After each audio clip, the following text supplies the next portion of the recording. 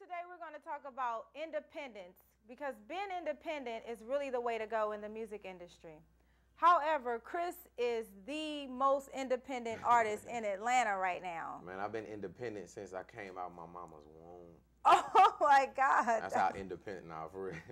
But really though, you know what I'm saying? So we here to talk about Disturbing the Peace, the company I have, and being independent as far as like everybody want to hurry up and get signed to a major record label all the time. They don't have any patience, you know what I'm saying? And they need to learn about the business, and being independent is the best way about learning and educating yourself. Because being independent obviously gives you leverage. And that's what you've created, right? With album sales and so forth. So give me a little, information on what actually made you go independent personally. Man, personally, what made me go independent is because I was an impatient person, right? But the Lord kind of took me into the right hands where I was working at a radio station at Hot 97.5.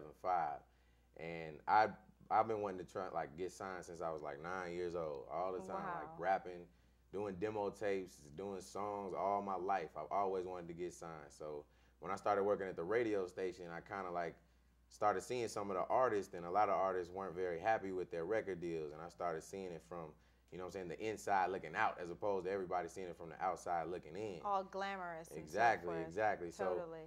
So, I did small projects here and there. Like I'm on the John Madden 2000, the video game on PlayStation. If anybody plays PlayStation, check that out. You know what I'm saying? And then I was on Timbaland's album. It's called Life from the Basement. I got a song called Fat Rabbit on there. So keep in mind, I was doing all these little things, and I still didn't have a deal, but I still wanted a record deal.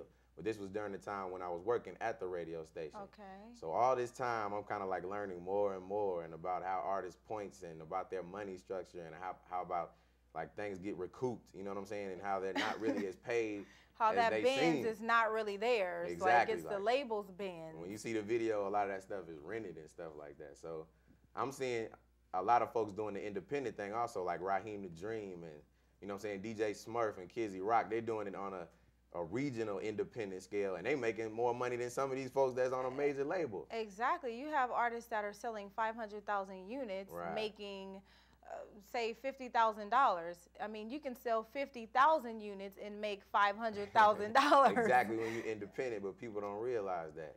So you got to educate yourself. And also another thing, when you're independent, you educate yourself because you take yourself through every part that to make your album, as far as recording is concerned, as far as mixing is concerned, as far as mastering is concerned. So it's like you learn everything. So CD manufacturing, getting vinyl pressed up. You learn everything yourself so that, when it comes to signing to a record label, if anything goes wrong, you know exactly what to do to put yourself above it. The record label can't tell you they spent $50,000 on manufacturing one CD. Exactly. And also, when you're independent, you know about all your expenses.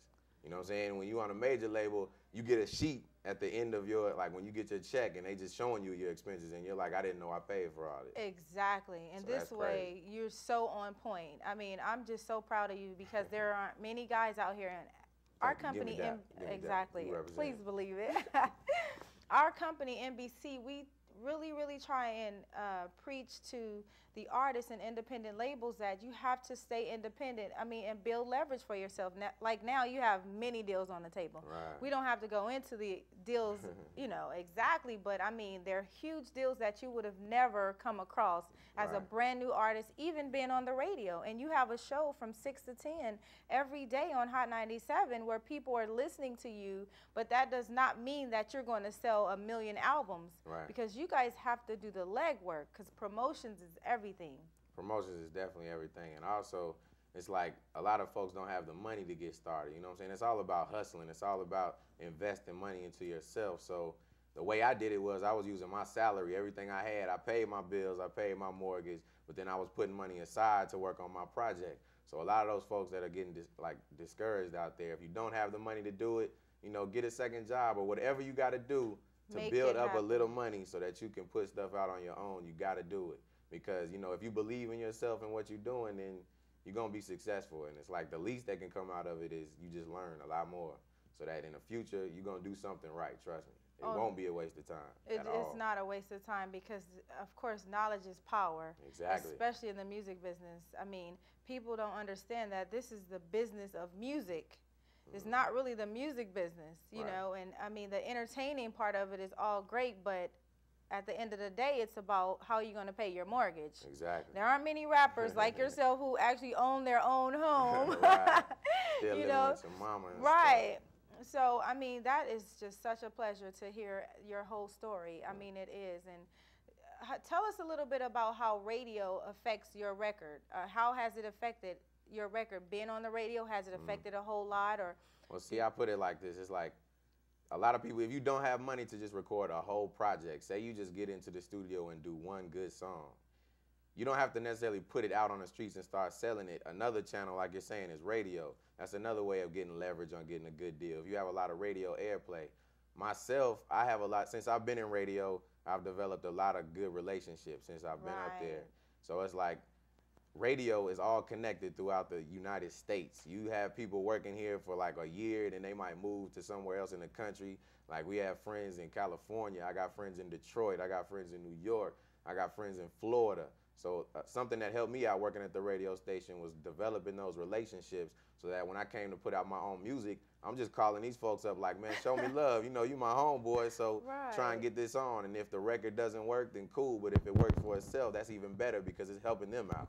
So they have music before anybody else has it when you're on an independent level. So it's like you building up your stature. Exactly. Now, how do you feel about those who don't have that radio connection? Would you say they should possibly go to like the urban networks, the conferences, basically to get to know these people? I mean, even without radio, I'm sure with heavy street promotions, you could have still made your album work. Right. With the street teams and so forth. I mean, because there are a lot of people who are sitting out there saying, well, I'm not a radio DJ, or you know, I'm not on the radio. But I mean, so they still shouldn't be discouraged because street promotions, and Def Jam does it best, I believe, street promotions. Right. You know, a lot of times these artists think that you hand your album over to a DJ, he's going to automatically play it. Right. But of course it doesn't work like that. Well, see, I mean, a lot of folks think, like I'm just saying is it was easy for me. It wasn't easy for me. I mean, I had to do the same thing that everybody's probably sitting at home being discouraged about. Also, it's like I was performing in the clubs just to get to the radio station. I was trying to get one of my demo songs played. So I was here in Atlanta. I performed basically in like every club that had a talent show. That, you know, it's really all about who you know, developing the relationships. Like I said, if you go to these conferences and you go to these clubs, I mean, it's celebrities and producers in clubs in Atlanta like every night. Totally. So you just gotta like have good people skills, like good social skills, and as long as you hook up with the music business consultants, you're gonna be straight. Because if you don't have the relationships and you come to these people, then they're gonna have the relationships for you. Exactly. So that's what you need to do.